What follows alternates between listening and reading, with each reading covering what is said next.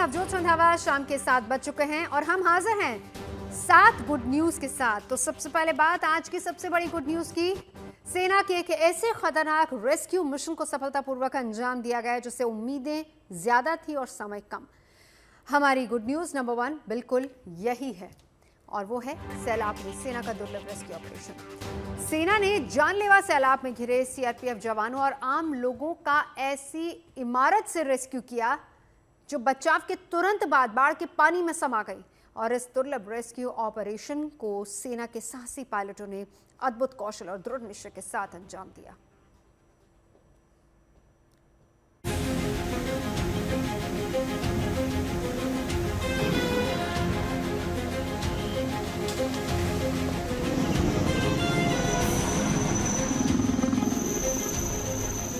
भारतीय सेना ने एक बार फिर साहस और प्रतिभा का असाधारण प्रदर्शन करते हुए एक दुर्लभ रेस्क्यू ऑपरेशन को अंजाम दिया है। सेना ने भयंकर बाढ़ की चपेट में फंसे 22 सीआरपीएफ जवानों समेत कुल 25 लोगों का सुरक्षित रेस्क्यू किया है।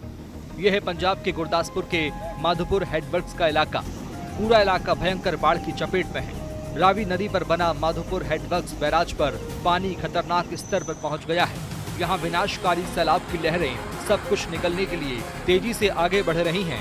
अपने रास्ते में आने वाली सब कुछ बहा ले जाने वाली इस भयानक बाढ़ में कल रात सीआरपीएफ और आम लोग इस जर्जर इमारत में फंस गए।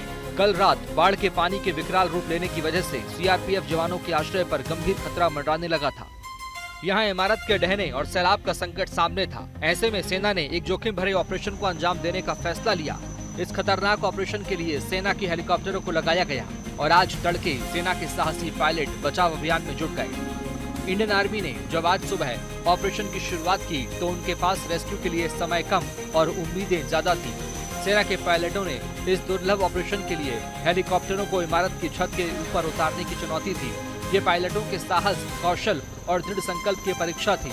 लिहाजा उन्होंने इस बेहद चुनौतीपूर्ण ऑपरेशन के लिए खतरों का सामना करने का फैसला लिया और वो प्रतिकूल परिस्थितियों के बावजूद इमारत की छत तक पहुंचने में कामयाब हो गए। माधोपुर में भारतीय सेना की रेस्क्यू टीम ने 22 सीआरपीएफ के जवानों की जान बचाई। माधोपुर का ये इलाका जहां पर सीआरपीएफ के जवान रह रहे थे, वो बिल्डिंग बाढ़ की जद में आई और कमजोर हो गई। और जैसे ही भारतीय सेना के एविएशन कोर के हेलीकॉप्टर ने इन सभी 22 लोगों को, जिसमें 3 सिविलियंस भी मौजूद थे, उनको वहां से रेस्क्यू किया। ये बहुमंजिला इमारत खतरनाक उड़ान परिस्थितियों के बावजूद सेना के पायलटों ने अपने हेलीकॉप्टर को ऐसी इमारत पर उतारा जो पहले ही ढहने की कगार पर थी। ये एक ऐसा कारनामा था जिसके लिए उच्चतम स्तर के उड़ान कौशल और बेजोड़ बहादुरी की जरूरत थी। अपनी जान जोखिम में डालकर पायलटों ने यह सुनिश्चित किया कि हर एक फंसे हुए व्यक्ति को सुरक्षित वहां से निकाल लिया जाए। इस बचाव अभियान में सेना ने 22 सीआरपीएफ जवानों समेत कुल 25 लोगों को सुरक्षित रेस्क्यू किया। हम लोग देर रात से ही सब लोग बाहर पेट्रोलिंग में थे, तो हम लोगों ने नोटिस किया कि यहाँ जो है पानी का बहाव बहुत बढ़ गया है और ये जो आपने पीछे देखा जो पुल का कनेक्टिंग पार्ट था वो बह गया है, काफ़ी एरिया इनंडेट हो गया है। तो जब रात में हम लोगों को यहाँ से पता चला कि कुछ सीआरपीएफ के जवान जो है यहाँ रह गए थे, हम लोगों ने बाकी लोगों को शिफ्ट किया था एक सेफ जगह पे, बट पीछे कुछ लोग रह गए थे अपने सामान के साथ। इस ऑपरेशन में 25 लोगों की जिंदगी दांव पर लगी हुई थी और सेना ने इस ऑपरेशन को कितने सही समय में अंजाम दिया, ये रेस्क्यू के चंद पलों के बाद ही पता चल गया, जब लोगों के सुरक्षित निकल जाने के बाद पूरी इमारत ढहकर पानी में समा गई। इससे पता चलता है कि बचाव कार्य कितना समय पर और निर्णायक था। करीब रात के 2:30 बजे से ही हम लोग ये रेस्क्यू ऑपरेशन पे थे। एसडीआरएफ, एनडीआरएफ, आर्मी सबको हम लोगों ने इन्फॉर्म किया था। लकीली आर्मी के सपोर्ट से हम लोगों को अर्ली मॉर्निंग फर्स्ट लाइट पे हेक्टर रेस्क्यू मिल गया, जिसमें 22 सीआरपीएफ के जवान, 1 डॉग और 3 सिविलियन को भी हेक्टर रेस्क्यू में हम लोगों ने आर्मी की हेल्प से रेस्क्यू कराया है। अब रेस्क्यू ऑपरेशन कंप्लीट है और सब लोग सेफ हैं। अभी कोई लॉस ऑफ लाइफ नहीं है, कोई इंजर्ड नहीं है। सेना ने एक बार फिर चुनौतीपूर्ण ऑपरेशन को अंजाम देकर ये साबित कर दिया कि वो हर मुश्किल घड़ी में अपने नागरिकों के साथ मजबूती से खड़ी रहती है, फिर चाहे वो युद्ध का समय हो, शांति का हो या फिर संकट का। भारतीय सेना हर भारतीय की रक्षक है।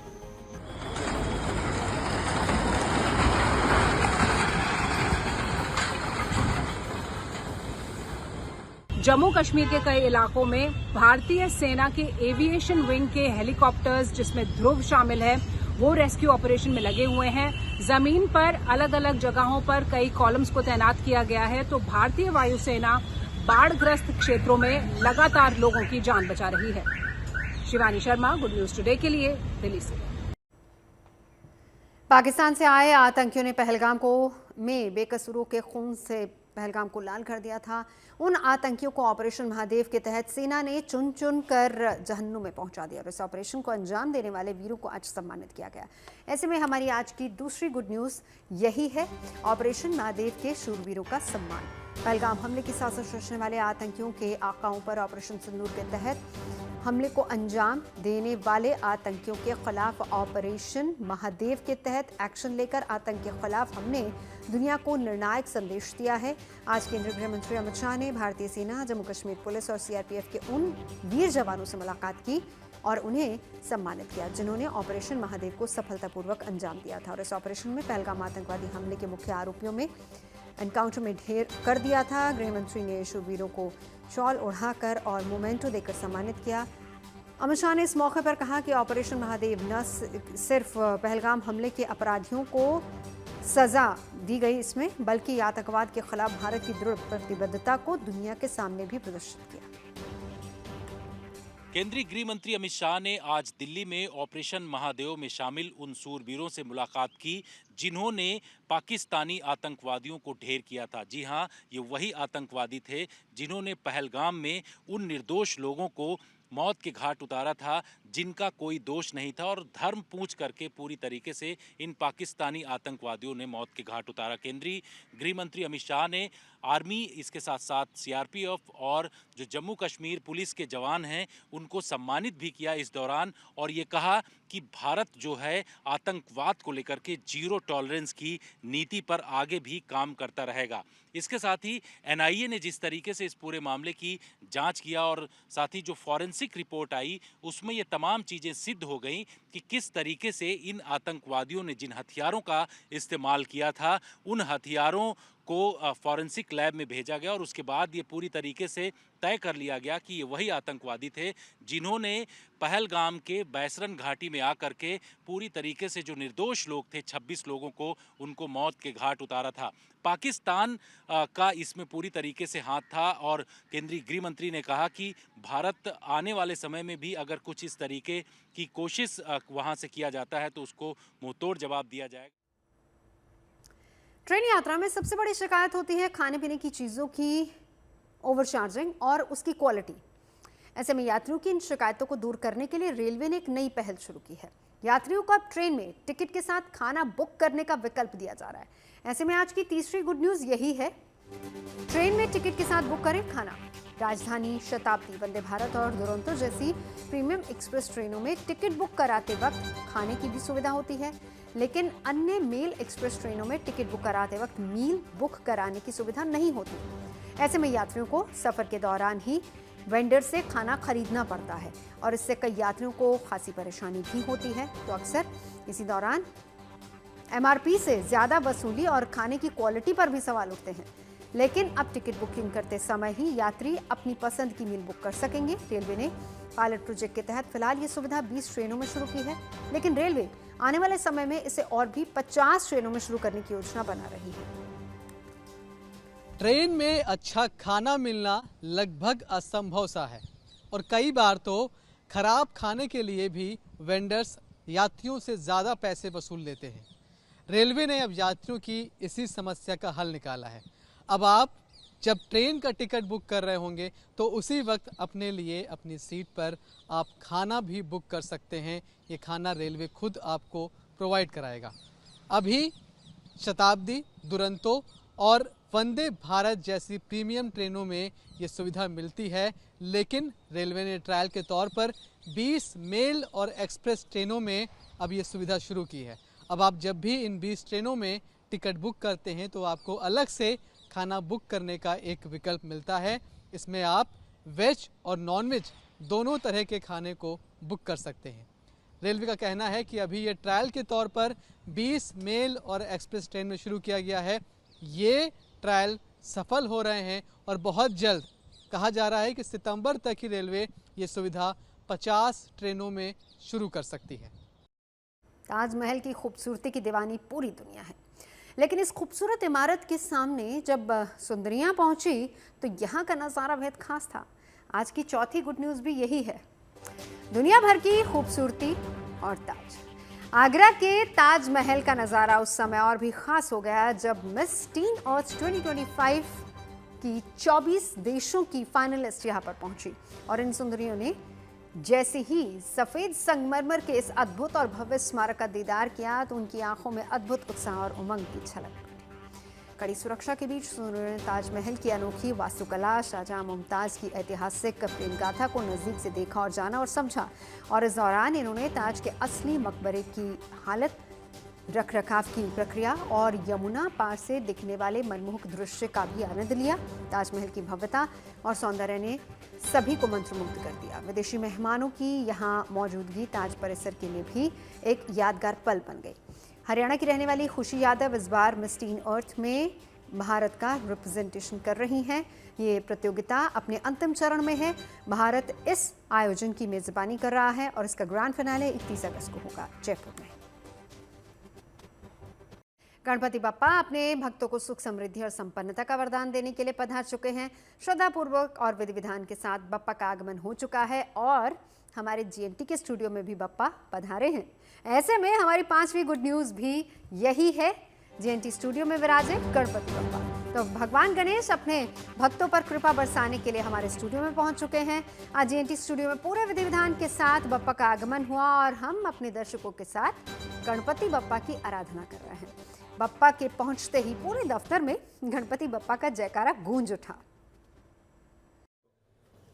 गणपति बप्पा मोरया, मंगल मूर्ति मोरया, गणपति बप्पा मोरया, मंगल मूर्ति मोरया। तैयार हो जाइए क्योंकि ठीक 1 साल के अंतराल के बाद पधार रहे हैं खुद गणपति बप्पा। जो पूजा की थाली है वो सज चुकी है, बाबा की आरती का सामान जो है पूरी तरह से तैयार है, तो हम चल रहे हैं बप्पा को लेने के लिए। आप भी चलेंगे ना हमारे साथ? चलेंगे, चलिए आगे बढ़ते हैं।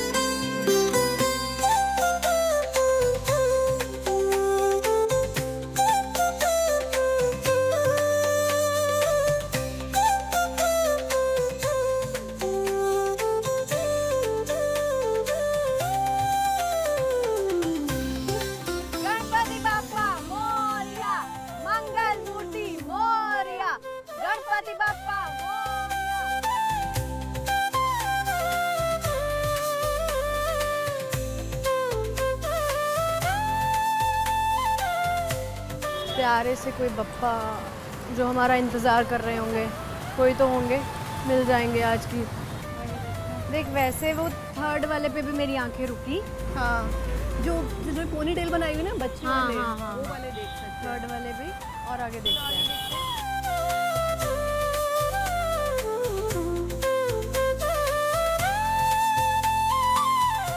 गीतिका कौन से सुंदर लगे? इतने सारे ऑप्शंस हैं। मुझे तो सारे सुंदर लग रहे हैं, मन कर रहा है सारे बप्पा घर ले जाऊं, लेकिन वो जो छोटे वाले बाल स्वरूप वाले बप्पा है ना, मेरी नजर उन पे आके रुक गई है। 2 फीट से ऊपर की है? 2 फीट पूरी है। मिट्टी की इको फ्रेंडली है ना मूर्ति? ये प्योर मिट्टी इको फ्रेंडली है। हाँ, इको फ्रेंडली है। इको फ्रेंडली मूर्ति है, जो हमें चाहिए वही है। भैया कितने फीट की है ये? 2 फीट से ऊपर की है ना? 2 फीट से ऊपर की।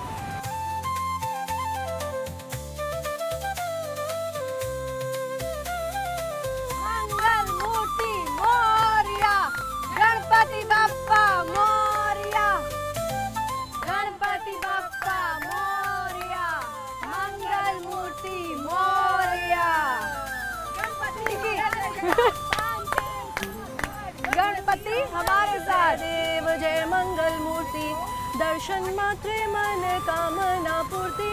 जय देव गणपति बप्पा मोरया, मंगल मूर्ति मोरया, गणपति बप्पा मोरया, मंगल मूर्ति मोरया, गणपति बप्पा मंगल मूर्ति, गणपति बप्पा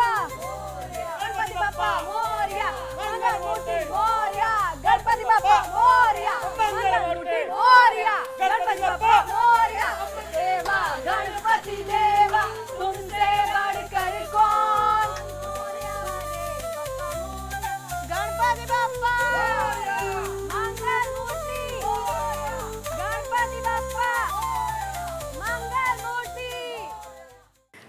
गणनायकाय गणदेवताय गणाध्यक्षाय धीमहि गणाध्यक्षाय धीमहि एकदन्ताय वक्रतुण्डाय गौरीतनयाय धीमहि गजेशानाय भालचन्द्राय श्रीगणेशाय धीमहि एकदन्ताय वक्रतुण्डाय गौरीतनयाय धीमहि गजेशानाय भालचन्द्राय श्रीगणेशाय धीमहि। गणपति बप्पा मोरया, मंगल मूर्ति मोरया, गणपति बप्पा मोरया, मंगल मूर्ति मोरया। जय गणेश जय गणेश जय गणेश देवा, माता जिनकी पार्वती पिता महादेवा। पूरा देश गणपति के जयकारों से गूंज रहा है। शहर शहर बप्पा के भव्य दिव्य पंडाल सजे हुए हैं। मुंबई, दिल्ली, कोलकाता में गणेश पंडालों की भव्यता देखते ही बन रही है। आज की हमारी छठी गुड न्यूज भी यही है। गणेशोत्सव की शुरुआत बप्पा की जयकार। जगह जगह गणपति की मनमोहक मूर्तियां सुशोभित हैं। हर साल की तरह इस बार भी मुंबई गणेशोत्सव की सतरंगी बयार में सराबोर नजर आ रहा है। दूर दूर से लोग गणपति उत्सव के रंग देखने के लिए पंडालों में पहुंच रहे हैं। आज सुबह से ही पूरे देश में उल्लास और उमंग का माहौल है और इसकी वजह है भगवान गजानन। गणेश चतुर्थी के पावन मौके पर भगवान श्री गणेश एक बार फिर हमारे बीच पधार चुके हैं। ये तस्वीरें मुंबई के विश्व प्रसिद्ध गणपति उत्सव की हैं, जहां गणपति बप्पा की भव्य और दिव्य मूर्ति लोगों का मन मोह रही है।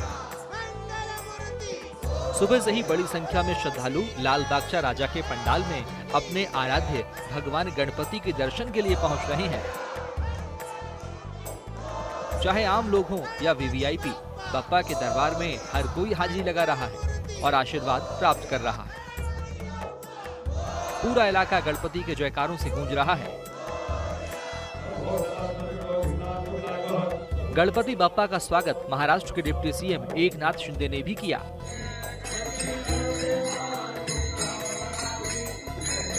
पूर्व मुख्यमंत्री एकनाथ शिंदे ने विधि विधान से पूजा और आरती करके विघ्नहर्ता का स्वागत किया।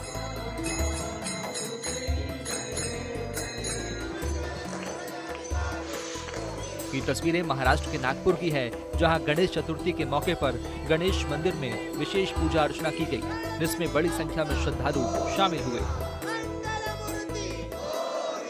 बहुत अच्छा लगा हमको और बहुत अच्छे से दर्शन हुआ और यहाँ पर व्यवस्था भी बहुत अच्छी की गई है, तो बहुत मजा आया दर्शन करके। बहुत अच्छी, क्योंकि बापा मतलब दिल की बात सुन लेते हैं और बहुत अच्छा लगा। मतलब यहाँ की व्यवस्था भी देख के बहुत अच्छा लगा और बापा तो मतलब सिर्फ नाम पुकारो और अपनी सुन लेते हैं। दिल्ली से लेकर मुंबई तक गणपति उत्सव के रंग बिखरे हुए हैं। दिल्ली के कनॉट प्लेस में स्थित गणेश जी का ये पावन धाम 10 दिनों तक चलने वाले गणेशोत्सव के लिए इस मंदिर को भव्य दिव्य तरीके से सजाया गया है। मंदिर प्रांगण में गणपति की तस्वीर वाली रंगोली बनाई गई है। दीवारों पर शानदार लाइटिंग की गई है, जबकि मंदिर के खंभों को फूलों से रंगा गया है। गणेश जी तो बच्चे ही हैं। अब मैं 8 साल से यहाँ आ रही हूँ। हम लोग तो यहाँ से हैं भी नहीं, तो लखनऊ से आके यहाँ बिलोंग किया है। जिस दिन से आई हूँ उसी दिन से यहाँ आ रहे हैं और सत्य यही है कि इन्होंने मेरा बहुत काम बनाया। गणेश मंदिर ये बहुत प्राचीन मंदिर है। यहाँ आने वाले भक्तों का तांता लगा रहता है। आने वाले भक्तों की मनोकामना पूरी होती है और इस विशेष अवसर पर तो लोग जरूर आना चाहेंगे। ये तस्वीरें कोलकाता की हैं, जहां भगवान गणेश को रक्षा के देवता वीर गणेश के रूप में दिखाया गया है। यहाँ पहलगाम हमले और भारत की कार्रवाई की थीम पर पंडाल में भगवान गणपति को स्थापित किया गया है। चेन्नई में गणपति महाराज की यह विशालकाय मूर्ति भक्तों को आकर्षित कर रही है। इस मूर्ति में बापा अपने भक्तों को आशीर्वाद देने की मुद्रा में विराजमान है। कई फीट ऊंची ये प्रतिमा किताबों से तैयार की गई है। इस मूर्ति को बनाने में 7,500 किताबों का इस्तेमाल किया गया है।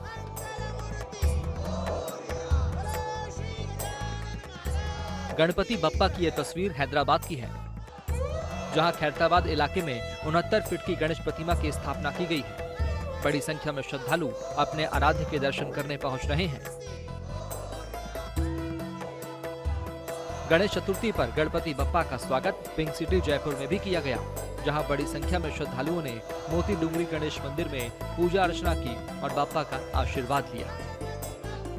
मुंबई से धर्मेंद्र दुबे के साथ bureau report, good news today. करोड़ों श्रद्धालुओं का साल भर का इंतजार खत्म हो चुका है। भगवान गणपति बप्पा पधार चुके हैं। जगह जगह गणपति पंडालों में गजानन की भव्य मूर्तियां स्थापित की जा चुकी, तो वहीं भक्त भी बप्पा का धूमधाम से अपने घरों में स्वागत कर रहे हैं। हमारी सातवीं गुड न्यूज भी यही है। भक्तों के घर और पंडालों में पहुंचे गणपति बप्पा। तो आज हर जगह गणपति बप्पा के जयकारे गूंज रहे हैं। आम श्रद्धालु हो या फिर खास लोग हों, हर कोई बप्पा की भक्ति में लीन है, उनका स्वागत कर रहा है। टीवी, फिल्मों, राजनीति से जुड़े लोग भी अपने अपने तरीके से बप्पा का स्वागत कर रहे हैं।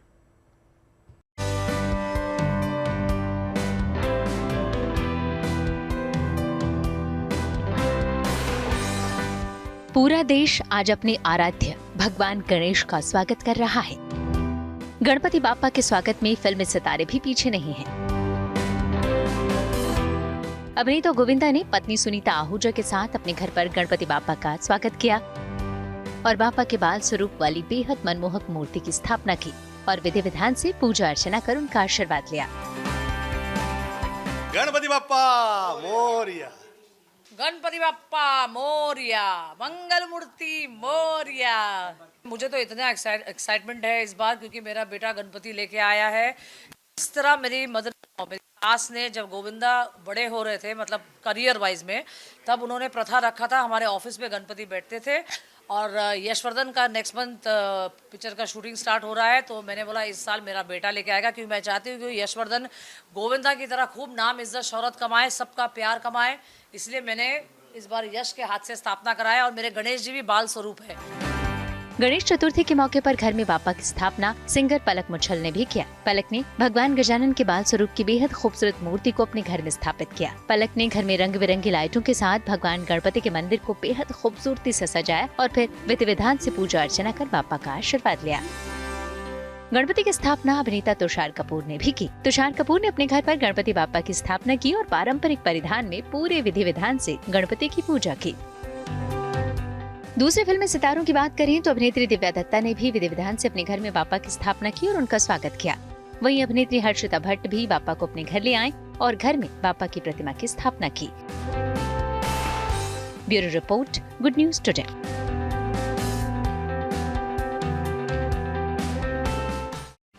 तो ये थी 7 बजे की 7 गुड न्यूज। देश और दुनिया की तमाम पॉजिटिव खबरों के लिए आप देखते रहिए गुड न्यूज टुडे।